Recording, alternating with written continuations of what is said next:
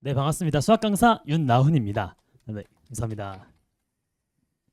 네, 타고난 1%가 아니어도 성적을 많이 올리다 보니까 직업적인 보람이 굉장히 큰데요. 타고난 1%라는 말씀 먼저 드리는 건데 제 생각에는 이제 중학교 때 고등 선행하면서 항상 어려움이 없으면서 탑반을 유지하고 또 고등학교 가서도 내신 기출 항상 1등급 받는 아이들이 있긴 있어요. 그 학생들을 전 타고난 1%라고 생각을 하고요. 사실 그거는 극소수고 대부분은 그렇지 않기 때문에 공부 방법이라든지 저희 강사들이 어떻게 지도하냐에 따라서 많이 달라져요.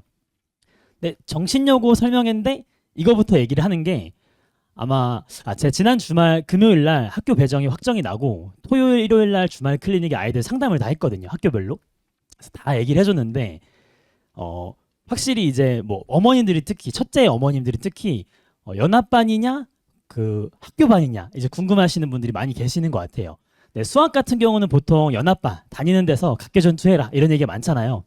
그런 이유가 일단 학교별이 제일 중요한 게 아니고 고1 수학을 어떻게 준비하냐 이게 중요하고 그 안에서 정신요고는 어떻게 준비해야 되는지가 추가가 되는 것 같아요. 그래서 2월달이 가장 중요한데 2월달 그리고 1학기 때 어떻게 하는지 그리고 정신요고 기출을 어떻게 하는지를 설명을 드릴 거예요. 그 전에 문제 하나만 풀 건데 속으로 대답을 해주시면 됩니다. 중학교 때 1학년 때 방정식을 배워요. 2x는 5를 풀어라. 그러면은 등식의 성질에서 양변의 0이 아닌 수로 나누었을 때 등식의 성질은 유지된다. 이런 게 있어가지고 양변을 2로 나누면 되겠네 해서 x는 2분의 5 이렇게 나오죠. 고등학교 때로 가면은 방정식 ax는 b를 풀어라 이렇게 나와요. 그러면은 a로 나누면 되니까 x는 a분의 b겠다 생각이 드는데 양변에 0이 아닐 때만 나눌 수 있었기 때문에 0이 아닐 때랑 0일 때로 나눠줘야 돼요. 아마 학부모님들 공부하신 분들은 기억이 나실 거예요. 근데 이거를 한 번도 안 배우고 개념만 배운 상태에서 이렇게 답을 쓰는 아이들은 거의 없잖아요. 근데 고등 수학은 매 개념, 매 유형마다 이런 게 있어요. 그러니까 이제 아이들이 사실은 구몬처럼 배운 거 탁탁탁탁 이렇게 이제 적용하면 좋은데 풀다 막히고 풀다 막히니까 이제 답지를 참고하기 시작합니다. 그래서 처음에는 답지를 살짝 보고 덮고 또 살짝 보고 덮다가 답지를 펴놓고 이렇게 무아지경으로 풀죠. 학생들도 왔는데 아마 학생들도 그런 경험이 많이 있을 거예요. 답지를 보는 게 잘못된 건 아닌데 보통 어떻게 하냐면은 열심히 계산을 하고 막히는 포인트 답지를 보고 그거는 바로 갖다 쓰고 또 뒤에 계산을 열심히 해요. 사실 중요한 건 그 답지를 본 그 포인트인데 그 부분은 좀 가볍게 넘어가는 경우가 많죠. 아무래도 숙제를 할 게 많으니까 빨리빨리 넘어가는 거예요. 근데 사실 그 부분이 중요하다 보니까 저는 이제 모든 문항 해설 영상을 제공하는데 그건 조금 이따가 설명을 드릴게요. 아무튼 고등 수학은 이렇게 좀 어려운 부분이 있구나. 한 가지 더 말씀을 드리면은 여기 계신 학부모님들 아마 대부분 90년대 때 고등학교 시절을 보내셨을 텐데 정석으로 공부하셨을 거예요. 아마 고3 때도 정석으로 하셨을 거예요. 저는 2000년대 때 고등학교를 다녔는데요. 저 휘문고등학교를 나왔는데 고1 때는 정석 센으로만 공부했어요. 정석 센으로만 공부를 해서 거의 다 맞았습니다. 뭐 다 맞을 때도 있고 뭐 한두 개 틀릴 때도 있고 고2 때부터는 이제 모의고사 공부도 했는데 저는 정석 센으로 공부를 했어요. 근데 우리 아이들 정석 센 언제 합니까? 중1 때 하죠. 뭐 중1 때 뭐 기정 뭐 실점 해가지고 하잖아요. 그럼 우리 아이들이 천재가 된 걸까요? 그게 아니라 우리 아이들은 늦게 태어났다는 이유로 할 게 많아진 거예요. 수능이 94학년도부터 시작됐잖아요. 30년 동안 이 유형이 누적되다 보니까 할 게 너무나도 많아졌어요. 실제로 정석쌤만 공부를 하면은 한 정신여고 기준 40점대 나올 것 같아요.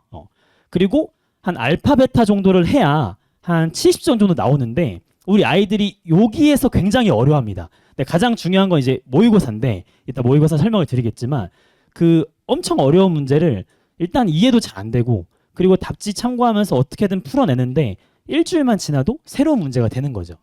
그래서 이 말씀을 드리는 거는 특히 첫째거나 외동이신 분들은 아니 얘가 수상수와 공수원 공수투를 이렇게 많이 했는데 왜 도대체 모르는 거야 이런 답답함이 있으실 거예요.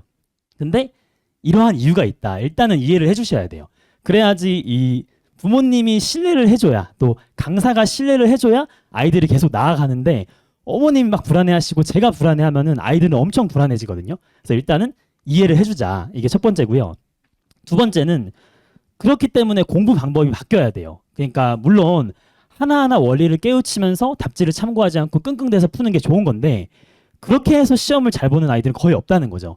그래서 처음에는 당연히 고민을 많이 하겠지만 더 중요한 거는 빨리 좋은 풀이를 알고 그거를 많이 반복하고 그리고 그 좋은 풀이에서 다 이해되면 좋지만 이해가 안 됐을 때 질문을 좀 할 수 있어야 돼요. 이런 환경이 굉장히 중요한 것 같습니다. 특히 모의고사 킬러급 문제들은 한 번으로 안 되기 때문에 많이 반복하고 많이 질문할 수 있는 환경을 줘야 될 것 같아요. 등급제 잘 아시죠? 간단히 설명을 드리면은 물론 전교 등수로 하는 거지만 1등급은 반에서 3등까지, 2등급은 10등까지라고 생각하시면 돼요. 그래서 뭐 개정 교육과정은 무조건 1등급을 받아야 된다 하는데 뭐 반에서 3명밖에 안 됩니다. 그렇지만 예전보다는 더 룸이 넓어졌으니까 가능성이 있고요. 예전 같은 경우에는 1등급은 정말 수학적으로 감이 좀 뛰어나야지만 가능했는데 옛날에 2등급까지는 수학적으로 좀 감이 없어도 부단히 노력을 하면 가능했거든요. 그러니까 지금도 수학이 감이 조금 없다고 하더라도 부단히 노력을 하면은 가능은 해요. 그리고 수시로는 보통 정시로도 많이 가잖아요. 수시로는 보통 예전에는 1.5 혹은 뭐 1점 후반대까지 수시를 갔다고 치면은 지금 등급제에서는 제 생각엔 아마 1.23 정도까지 가능할 것 같아요. 뭐 저는 입시 전문가는 아니지만 아마 그 정도 되기 때문에 어쨌든 그 정도 받아야 된다. 수시로 보낸 첫째가 있으신 학부모님들 아시겠지만 수시로 보내면 너무 좋아요. 아이들도 너무 좋고. 물론 힘들죠. 근데 수시로 가는 게 가능하면 좋으니까 수시로 가려고 노력을 하고 또 그 안 된다고 하더라도 정시에 도움이 되니까 이제 반에서 3등 안에 드는 게 목표가 돼야겠다라고 생각하시면 될 것 같아요. 정신여고는요. 매해 조금씩 바뀝니다. 근데 이제 특이한 게 원래 총점이 40점이었다가 작년에 25점이 되었는데 객관식 단답형 서술형에서 서술형 점수가 굉장히 높아요. 이거 그 나눠드린 여기에 똑같이 있긴 합니다. 네. 그래서 지금은 한번 머릿속에 넣으시고 집에 가서 한 번 더 보셔도 좋을 것 같은데요. 이 서술형은 예전에는 증명 문제도 하나씩 꼈었어요. 근데 요새는 증명이 잘 안 나오지만 뭐 언제든지 나올 수 있을 것 같고요. 서술형도 좀 어렵고요. 뭐 단답형도 어렵고 객관식도 어렵고 그러니까 정신여고는 시간이 굉장히 부족합니다. 그러니까 정신여고는 학교 프린트를 쓸 때가 있었고 부교재를 쓸 때가 있었는데 거기서 많이 변형을 해요. 그러니까 많이 가져다 써요. 그러니까 아이들이 좀 공부하기는 수월하지만 어려운 것만 골라서 많이 내니까 시간이 너무 부족한 거예요. 그래서 성실하고 꼼꼼한 여학생들 중에 성실하고 꼼꼼히 시험을 보더니까 객관식 풀고 시험이 끝나는 거예요. 그래가지고 시험을 망치는 경우가 좀 있거든요. 그래서 지난 주말에도 애들한테 많이 상담을 했는데 고등 시험은 다 맞는 시험이 아니에요. 물론 다 맞으면 좋겠지만 버릴 거를 빨리빨리 버리고 맞출 수 있는 거 무조건 맞추는 게 가장 중요하잖아요. 그래서 그런 생각을 평소에 하다가 훈련을 하고 시험을 보면은 자기 실력과 점수가 나오는 것 같습니다. 그리고 서술형 같은 경우에는 수업 시간에 해주신 거에서 좀 많이 나오는 것 같아요. 그래서 어느 학교보다 좀 선생님들이 좀 신경을 많이 써주거든요. 그러니까 수업 시간에 이렇게 뭐 편한 거 설명할 때는 막 문제 교과서 풀다가 그러다가 중요한 거 설명하시면은 막 받아 적고 시험 직전에 공부를 해야 돼요. 그래서 3년 전까지는 학교 프린트 학교에서 한 50문제 줬어요. 모의고사 위주로 줬고 그 다음에 뭐 외부 것도 줬는데 재작년부터 올림포스 고난도라는 부교재를 썼습니다. 근데 올해 개정이잖아요. 어떻게 될지 아무도 몰라요. 아무도 모르는데 일단은 어느 학교를 하든 모의고사가 가장 중요하거든요. 근데 모의고사가 아마 어느 학원에서든 다 훈련을 시키고 있을 거예요. 쉬운 건 필요 없고요.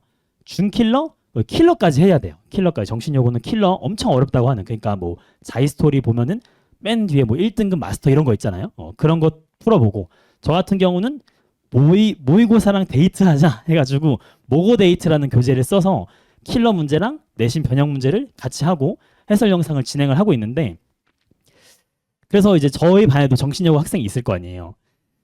고민을 해봤어요. 근데 올림포스 고난도라는 문제집은 조금 결이 달라요. 그러니까 다 웬만한 시중 문제집들은 다 모의고사로 커버가 되는데 얘는 좀 이상한 문제들이 많거든요. 그럼 올림포스 고난도로 도박을 해볼까? 좀 고민이 되는 거죠. 근데 어쨌든 아이들의 실력이 올리면은 나중에 부교재가 올림포스 고난도로 확정이 돼도 좋으니까 제 생각에는 2월에는 킬러급, 준킬러급 모의고사에 집중을 하고 그리고 올림포스 고난도가 나온다고 하면은 그때부터 시작해도 좋은 것 같아요. 근데 나 모의고사 웬만큼 돼 있다. 시간이 좀 여유가 있네. 그러면 조금 도박을 해봐도 나쁘진 않죠. 이번에 새로 나왔거든요. 개정됐기 때문에 전부 다. 그래서 요거를 도박으로 해봐도 좋은데 잘 모르겠어요. 사실 원래 학교 프린트를 맨날 줬거든요. 오랫동안 학교 프린트 주다가 갑자기 부교재를 쓰니까 저도 좀 감이 안 오는데 예전 생각을 하면은 학교 프린트를 주지 않을까라고 저는 생각을 하고 있지만 잘 모르겠습니다. 솔직히 이거는 3월 돼야지 알 수 있고요.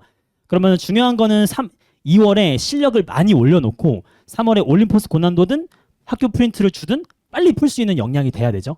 그리고 학교 프린트를 준다고 하면은 이미 모의고사에서 훈련이 되어 있었기 때문에 금방 풀 수 있고요. 올림포스 고난도면은 문제가 많고 어려운 게 많기 때문에 학원 숙제에서 조금 일부분의 시간을 여기에 투자를 해야 돼요.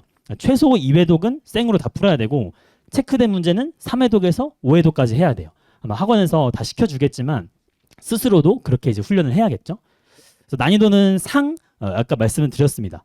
굉장히 시간이 부족하고요. 그래서 훈련을 잘 해야 되고 근데 변형을 많이 하니까 성실하게 열심히 공부한 아이들은 잘 볼 수 있다. 이렇게 정리를 하겠습니다.